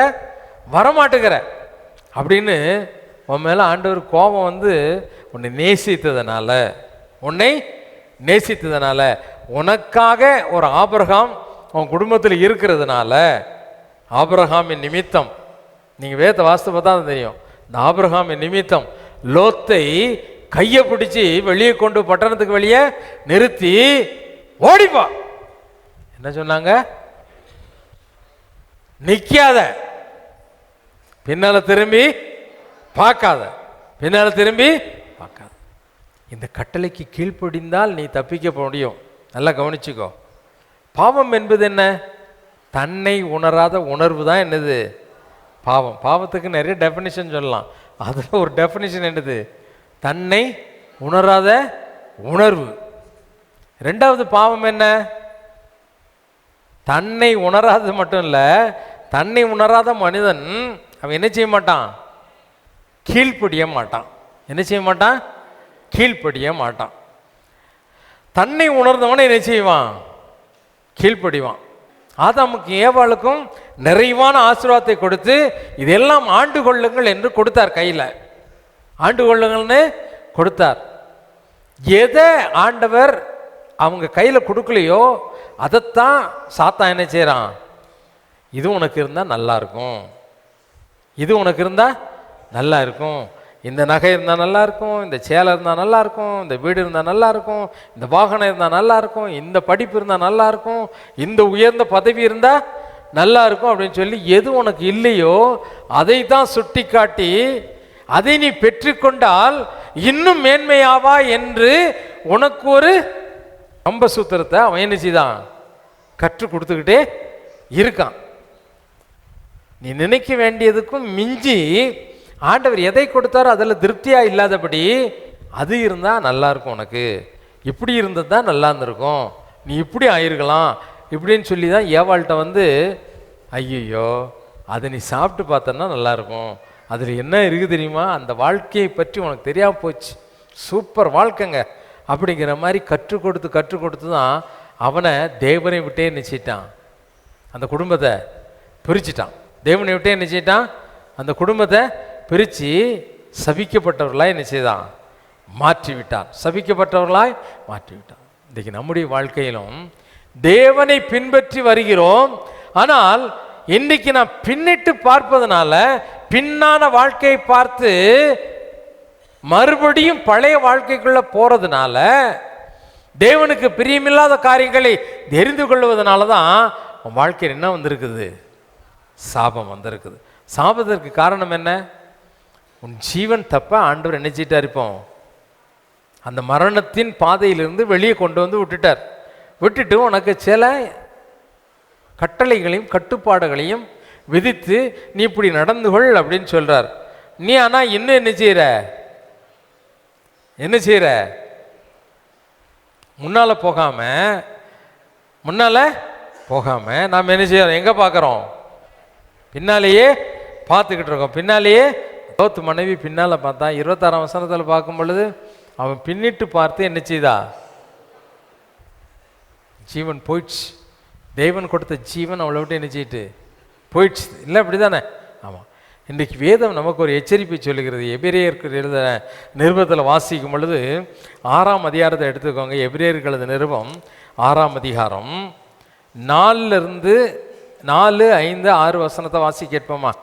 எபிரேயர் 6ஆம் அதிகாரம் 4, 5, 6 வசனங்கள். ஏனெனில் ஒரு தரம் பிரகாசிப்பிக்கப்பட்டும் பரம ஈவை ருசி பார்த்தும் பரிசுத்த ஆவியை பெற்றும் தேவனுடைய நல் வார்த்தையையும் இனி வரும் உலகத்தின் பலன்களையும் ருசி பார்த்தும் மறுதலித்து போனவர்கள் தேவனுடைய குமாரனை தாங்களே மறுபடியும் சிலுவையில் அறைந்து அவமானப்படுத்துகிறபடியால் மனம் திரும்புவதற்கு ஏதுவாய் அவர்களை மறுபடியும் புதுப்பிக்கிறது கூடாத.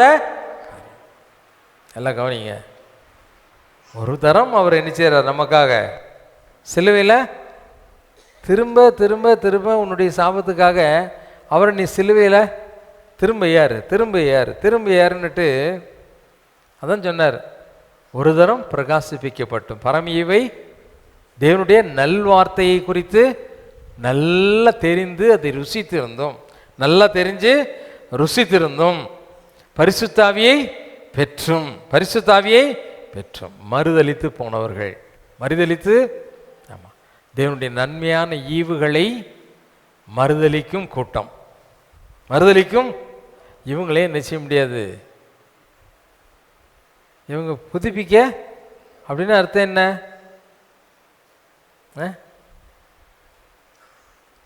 லாசரு செத்து போய் கல்லறையில் இருந்தான். ஆனால் அவனை கூட நிச்சயிட்டாரு, புது லாசருவா நிச்சயிட்டாரு, கொண்டு வந்துட்டார். ஆனால் லோத்தினுடைய மனைவியை என்ன செய்யலை? அது இன்னைக்கு வரைக்கும் உப்பு தூணாக தான் என்ன செய்யுது இருக்குது. அதை என்ன செய்ய முடியாது, மறுபடி ஜீவனுக்குள்ளே என்ன செய்ய முடியாது, கொண்டு வரவே. ஆகவே நாம் ஜாக்கிரதையாக இருக்க வேண்டும். நாம் ஜாக்கிரதையாக. அப்போ இந்த சாபம் இவ்வளவு கொடியது. ஒன்று பாவத்தினால் வந்த சாபம். அந்த பாவம் என்பது என்ன? உணர்வற்ற இருதயம், உணர்வற்ற வாழ்க்கை, கீழ்ப்படியாத ஒரு தன்மை. உணர்வு இல்லை இருக்கிறவங்க கீழ்ப்படிவாங்க, உணர்வு இருக்கிறவங்க என்ன செய்வாங்க? கீழ்ப்படிவாங்க. உணர்வு இல்லாதவங்க என்ன செய்ய மாட்டாங்க? கீழ்ப்படியவே மாட்டாங்க. லோத்து மனைவி என்ன செய்யலை? அந்த தேவனுடைய வார்த்தைக்கு கீழ்ப்படியாமல் தான் பின்னால் பார்த்தா அவன் என்ன செய்யட்டா? புதுப்பிக்க முடியாத ஒரு சபிக்கப்பட்ட ஒரு ஸ்திரியாய் மாறி போனாள். இப்போ நம்முடைய சாபம் நீங்க வேண்டும், சாபம் நீங்கணும். அதுக்கு அதே வசனம் கலாத்தியர் 3ஆம் அதிகாரம் 13 என்ன சொல்லி இருக்கிறாரு? மரத்திலே தூக்கப்பட்ட எவனும் சபிக்கப்பட்டவன் என்று எழுதியிருக்கிறபடி கிறிஸ்து நமக்காக சாபமாகி நியாயப்பிரமாணத்தின் சாபத்திற்கு நம்மை நீங்களாக்கி மீட்டு கொண்டார். ஆமா, நல்லா கவனிங்க. நியாயப்பிரமாணத்தின் சாபத்திற்கு நம்மை நீங்களாக்கி. அப்ப என்ன செய்யணுமா? சாபத்திற்கு நீங்களாக வேண்டுமெனால் தேவனுடைய மீட்பை நாம் என்ன செய்யணும்? பெற்றுக்கொள்ள வேண்டும். அதுக்கு பதிலே அங்கே தான் இருக்குது, பதிலே அந்த வசனத்தில் தான் இருக்குது. தேவனுடைய மீட்பை நாம் என்ன செய்ய வேண்டும்? பெற்றுக்கொள்ள வேண்டும். அப்போ இன்னைக்கு நாம் தேவனால் மீட்கப்பட்டவர்கள், வேதவசன கர்த்தரால் மீட்கப்பட்டவர்கள் ஆனந்த களிப்புடன் பாடி எங்கே வருவாங்களாம்? அவங்க தலை மேலே என்ன இருக்குமா? ஆமாம், சந்தோஷமும் மகிழ்ச்சியும் நிச்சயம் அவங்க தலை மேலே இருக்கும். நித்திய மகிழ்ச்சி அவங்க தலை மேலே நிச்சயமா இருக்கும். அல்லேலூயா. அப்போ கர்த்தரால் மீட்கப்பட்டவர்கள் அவங்களுக்கு மகிழ்ச்சி நிச்சயம் இருக்கும். சாபத்தை குறித்த பயம் அவங்களுக்கு என்ன செய்யாது? இருக்கவே இருக்காது. சாபத்தை குறித்த எண்ணம் என்ன செய்யாது? அவங்களுக்கு இருக்கவே இருக்காது. நீதிமொழிகள் 23ஆம் அதிகாரம் 5வது வசனத்தை வாசி கேட்போமா? இல்லாமல் போகும் பொருள் மேல் உன் கண்களை பறக்க விடுவானேன். அது கழுகை போல சிறகுகளை தனக்கு உண்டு பண்ணி கொண்டு ஆகாய மார்க்கமாய் பறந்து போம். இல்லாமற் போகும் பொருள் மேல் உன் கண்களை பறக்க விடுவானேன். கண்களை பறக்க விடுறதுன்னா என்ன? கண்ணு பார்க்கும், இருதயம் என்ன செய்யும்? அதை என்லார்ஜ் பண்ணி இமேஜினேஷன் பண்ணிக்கிட்டு இருக்கோம். இப்படி தான் நல்லா இருக்குமே, அப்படி தான் நல்லா இருக்குமே அப்படின்னு சொல்லிட்டு அது என்ன செய்யும்? பறந்து போகும். என்ன செய்யும்? அப்போ இல்லாமற் போகும் பொருள் அப்படின்னா என்ன? உனக்கு இது வேண்டாம் அப்படின்னா அது வேண்டாம். உனக்கு இது வேண்டாம் அப்படின்னா, ஆண்டவர் வேண்டான்னு சொன்னால் உனக்கு வேண்டான்னு நீ ஏற்றுக்கொள்ளக்கூடிய ஒரு மனப்பக்குவம் உனக்கு என்ன செய்யும்? வரணும். அது எப்போ வரும்? உனக்கு இருக்கக்கூடிய காரியத்தில் ஒரு திருப்தி. இப்போ நமக்கு தேவ பக்தி இருக்குது, தேவ பக்தி இருக்குது. இப்போ தேவ பக்தி இருக்கிறதுல நிறைய பேர் என்ன செய்வாங்க? தேவ பக்தியில் மற்றவங்கள பார்த்து அவங்கள போல வர வேணும், இவங்கள போல வர வேணும், அவங்கள போல கிரியை செய்யணும், அவங்கள போல இருக்கணும், மற்றவங்கள பார்த்து பார்த்து பார்த்து அவங்கள போலனே நம்ம என்ன செய்கிறோம்? நம்ம நினைக்கிறோம். தீமோத்தேயுக்கு பவுல் அப்போஸ்தலன் என்ன சொல்கிறாரு? ஒரு வார்த்தையை நல்ல ஒரு ஆலோசனை கொடுக்கிறார். 1 தீமோத்தேயு 6ஆம் அதிகாரம் 6வது வசனத்தை வாசி கேட்போமா? 1 தீமோத்தேயு 6ஆம் அதிகாரம் 6வது வசனம். போதும் என்கிற மனதுடனே கூடிய போதும் என்கிற மனதுடனே கூடிய தேவ பக்தியே மிகுந்த ஆதாயம். தேவ பக்தியே மிகுந்த. நீ பக்தியா இரு. அந்த பக்தி எப்படி இருக்கணுமா? எனக்கு இருக்கிறது போதுங்க, எனக்கு இருக்கிறது போதும். அதாவது அதுக்கு மேலே உன்னை உயர்த்தணும்னு சொன்னால் ஆண்டவர் அதற்கேற்ற வாய்ப்புகளை உனக்கு என்ன செய்வார்? ஏற்படுத்தி கொடுப்பார். புரியுதா உங்களுக்கு? நீ போய் முட்டி மோதி என்ன செய்ய வேண்டாம், அதில் பிரயாசப்படணும்னு அவசியமே இல்லை. கர்த்தர் சகலவற்றையும் என்ன செய்வார்? அதினதின் காலத்தில் வாய்க்க பண்ணுவார். அதினதின் காலத்தில் என்ன செய்வார்? வாய்க்க பண்ணுவார். வாய்க்க பண்ணுவாரோ வாய்க்க பண்ண மாட்டாரா? கண்டிப்பாக என்ன செய்வார்? ஆமாம், அவருடைய பிள்ளையாய் நீ இருந்தால் அனுதின தேவைகளை உனக்கு அவர் என்ன செய்வார்? சந்திப்பார். அல்லேலூயா, அல்லேலூயா. போதும் என்கிற மனதோடு இருக்கிறது போதும் அப்படின்னு நினைக்க பழகு. கர்த்தர் உன்னை உயர்த்துவார், மேலே கொண்டு வந்து நிறுத்துவார். உன்னை என்னைக்கும் ஆண்டவர் கொடுத்த வாக்குத்தத்தங்கள் நிறைவேறுமா நிறைவேறாதா? நீ வாளாகாமல் அவனை தலை ஆவ. அதுக்காக உன்னை கீழே வச்சிருக்க மாட்டார். உன்னை உயர்த்துவார், உன்னை மேன்மைப்படுத்துவார். மலையின் மேலே வச்சிருக்கிற பட்டணத்தை போல மறைந்திருக்காத அளவுக்கு உன்னை நினைச்சுவார், மேன்மைப்படுத்துவார். ஆனால் ஏற்ற காலத்தில் அவர் உயர்த்துறதுக்கு நீ செய்ய வேண்டியது என்ன?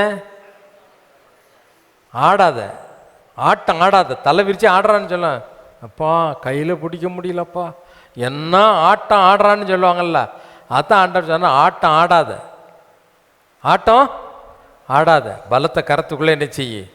அடங்கியிரு. அதெல்லாம் கோபமாக வர்ற வார்த்தை தான். ஓடிப்போ, அடங்கியிரு, இதெல்லாம் என்ன வார்த்தை? அன்பான வார்த்தைகள் கிடையாது. அதெல்லாம் எப்படி வார்த்தை? ஏய் அடங்க மாட்டியா அப்படின்னா அதை அடங்க மாட்டியா அப்படியே கேட்பாங்க. அந்த வார்த்தை எப்படி கேட்பாங்க? அடங்கு அப்படின்னா நம்ம ஊரில் அடிக்கடி சொல்லலாம்ல, என்ன பர்னபாஸ் அடங்கியிரு அப்படின்னா அடங்க மாட்டியா அப்படின்னா அது கோபமாக சொல்லுது. அதான் ஆண்டவர் சொன்னார், ஆடுறவனை பார்த்து ஆண்டவர் சொல்கிறாரு, கொஞ்சம் அடங்கியிரு, பலத்த கருத்துக்குள்ளே ஆடாத, ஆட்டம் ஆடாத. ஆடுறவன் ஒரு நாள் நிச்சய முடியாது, மேலே வரவே. ஆமாம், என்றைக்குமே அவன் தலையாக மாட்டான், வாலாவான், வாழைக்கு கீழே போகிற புழுக்கே ஆயிடுவான். ஒன்று வாழா இருப்பான், இல்லைன்னா வாஷ் அவுட். நல்லா யோசித்துக்கோ. அப்படி பலத்தை கருத்துக்கோ, ஆண்டவரே நான் உமக்குள்ள அடக்கம், நீங்கள் இல்லாமல் என்னால் ஒன்றும் முடியாதுப்பா, நான் ஆட மாட்டேன், என்னுடைய ஆட்டமெல்லாம் வேண்டாம்ப்பா. ஆண்டவர்கிட்ட சொல்லு, ஆண்டவர்கிட்ட சொல்லு. ஆண்டவர் தான் சொன்னார், பின்னானவைகளை மறந்து முன்னானவைகளை நோக்கி என்ன செய்ய, நீ ஓடு. பிலிப்பியர் 3ஆம் அதிகாரத்தில் 13வது வசனத்தில் பவுல் அப்போஸ்தலன் சொல்லும்போது பிலிப்பியருக்கு என்ன சொல்லுகிறார்? நான் ஒன்று செய்கிறேன், ஆண்டவர் என்னை அழைத்த அந்த பரம அழைப்புக்கு பாத்திரவனாக இருக்கும்படி பின்னானவைகளை ஐயோ ஐயோ போச்சே போச்சே, என் குடும்பத்தை விட்டுட்டு வந்தனே, இப்படி ஆகிப்போச்சே. என் ஆண்டவர் உனக்கு இருக்கிறாருங்கிற நம்பிக்கை இல்லையா? ஒரு நிமிஷம் ஆண்டவர் நினச்சா ஒரு தூதனை அனுப்பி 85,000 பேரை நினைச்சிருவார். 1,85,000 பேர் நினைச்சுவார். சாவடிக்க முடியும் அவரால், அதெல்லாம் இல்லாமல் பண்ண முடியும். கர்த்தர் உனக்கு என்ன செய்வார்? உதவி செய்வார். சகலவற்றிலும் உனக்கு என்ன செய்ய முடியும்? அவரால் உதவி செய்ய முடியும். ஆகவே பின்னானவைகள், பின்னால் விட்டுட்டு வந்த சொந்தம், விட்டுட்டு வந்த ஆராதனை முறைகள், விட்டுட்டு வந்த ஜோசியம் பில்லி சூனியம், இதெல்லாம் விட்டுட்டு பின்னானவைகளை மறந்து முன்னால் யார் இருக்கணும்? இயேசு மட்டும்தான். ஹல்லேலூயா, ஹல்லேலூயா. ஆமாம், அவரை நோக்கி நீ போனன்னா உனக்குள்ள ஆண்டவர் உணர்வுள்ள இருதயத்தை கொடுப்பார். அவருக்கு கீழ்ப்படியக்கூடிய இருதயத்தை கொடுப்பார். ஆண்டவரை பார்த்து கேட்போம்மா, எல்லாம் முழங்கால் படிக்கிட்டு ஆண்டவருடைய சமூகத்தில், ஆண்டவரே நான் பின்னானவைகளை மறந்துடுறேன், எனக்கு வேண்டாம் ஆண்டவரே, உங்களால் எல்லாம் செய்ய முடியும், என்னால் செய்யக்கூடாத அதிசயமான காரியம் ஒன்று உண்டோ என்று உன்னையும் என்னையும் பார்த்து கேட்கிற தேவன் அவர். மனுஷனால் கூடாதுதான், ஆனால் தேவனால் எல்லாம் கூடும். எல்லாவற்றையும் செய்ய அவரால் கூடும். உனக்கு மனுஷனால் உதவி செய்ய முடியாது, உன்னை தூக்கி எடுத்து நிறுத்த முடியாது, உனக்கு சுகத்தை கொடுக்க முடியாது, உடைய சாபத்தை மாற்ற முடியாது, உடைய பாவ வாழ்க்கையிலிருந்து விடுதலை கொடுக்க முடியாது. ஆனால் தேவனால் எல்லாம் கூடும், தேவனால் எல்லாம் கூடும். அவருடைய சமூகத்தில் உன்னை தாழ்த்து, ஆண்டவரே உண்மை நான் சார்ந்து இருக்கிறேன், பின்னான வாழ்க்கையை நான் மறந்து விடுகிறேன், சாபம் நிறைந்த வாழ்க்கை என்னை விட்டு மாறட்டும், சாபத்திற்கு காரணமான பாவம் என்னை விட்டு நீங்கட்டும் ஆண்டவரே, அதை அறிக்கை எடுக்கிறேன். உணர்வுள்ள இருதயத்தை தாங்கப்பா, உணர்வுள்ள இருதயத்தை தாங்க ஆண்டவரே, கீழ்ப்படியாம என்னை விட்டு நீங்கட்டும். நான் பெற்றுக்கொண்ட உணர்வின் நிமித்தம் உமக்கு கீழ்ப்படிய உதவி செய்யுங்க. எனக்கு அங்க நீங்க சாபமாயிட்டீங்க, அதை விசுவாசிக்கக்கூடிய இருதயத்தையும் விசுவாசிக்கக்கூடிய உணர்வையும் எனக்கு கட்டளையிடுங்கப்பா. உணர்வுள்ளவளாய் உணர்வுள்ளவனாய் என்னை மாற்றுங்க. உணர்வற்ற வாழ்க்கை என்னை விட்டு அற்று போகட்டும். ஆண்டவரை பார்த்து கேட்போமா? கர்த்தர் நமக்கு இறங்கி உதவி செய்வார், அவர் மனம் இறங்குவார், அவரால் நம்மை உயர்த்த முடியும். சாபம் நிறைந்த வாழ்க்கையிலிருந்து வெளியே கொண்டு வந்து நீடித்து வாழ உனக்கு உதவி செய்வார். தேவைகளை சந்திப்பார், உன்னுடைய எல்லாவித கவலைகளையும் கஷ்டங்களையும் கண்ணீரையும் மாற்றுவார். தேவனால் கூடாத காரியம் ஒன்றுமில்லை. ஹல்லேலூயா, ஹல்லேலூயா. என்னை உணர்வுள்ளனாய் மாற்றுங்கப்பான்னு கெஞ்சி, ஆண்டவரே சாபத்திலிருந்து நாங்கள் விடுதலை பெற நல்ல வழியை எங்களுக்கு கற்றுக் கொடுத்ததற்காக ஸ்தோத்திரம். எங்களுக்காக சாபமான எங்கள் தேவனாகிய கர்த்தர் இந்த நாளில் ஆண்டவரே எங்களுடைய சாபத்தை எல்லாம் ஏற்றுக்கொண்டீங்க அப்படிங்கிற மன நிம்மதியோடு ஆண்டவரே அமைதியோடு மகிழ்ச்சியோடு கடந்து செல்ல எங்களுக்கு நீங்கள் உதவி செய்வதற்காக ஸ்தோத்திரம். சாபங்கள் மாறட்டும், உங்களுடைய பலத்த கருத்திற்குள் அடங்கியிருக்கவும் உணர்வுள்ள ஒரு கிறிஸ்தவ வாழ்க்கை வாழவும் உம்முடைய வார்த்தைக்கு கீழ்ப்படியவும் எங்களுக்கு அருள் செய்வீராக. எங்களை ஆசீர்வாதத்தை அனுப்புவதற்காக உமக்கு ஸ்தோத்திரம். இயேசுவின் நாமத்தில் செபிக்கிறேன் பிதாவே, ஆமேன், ஆமேன். நம்முடைய கர்த்தராகிய இயேசு கிறிஸ்துவினுடைய கிருபையும் பிதாவாகிய தேவனுடைய அன்பும் பரிசுத்த ஆவியினுடைய அந்யோன்ய ஐக்கியமும் இன்றும் என்றும் சதா காலங்களிலும் நம்மனரோடு கூட இருப்பதாக. ஆமென். தேவ ஆசீர்வாதத்தோடு அடியாரை அனுப்பும், வார்த்தை என்னும் அப்பத்தாலே போஷித்து வளர்த்தியும் இப்போதும் தேடி வந்து மனதார போற்றினோம். லோகத்தை கழித்து உம்மை வாழ்த்தி தொழுவோம். என் ஆத்துமாவே கர்த்தரை ஸ்தோத்திரி, என் முழு உள்ளமே உடைய பரிசுத்த நாமத்தை ஸ்தோத்திரி. என் ஆத்துமாவே கர்த்தரை ஸ்தோத்திரி, கர்த்தர் செய்த சகல உபகாரங்களை மறவாதே. ஆமென், ஆமென். ஹல்லேலூயா, ஹல்லேலூயா, ஹல்லேலூயா. God bless you. Amen.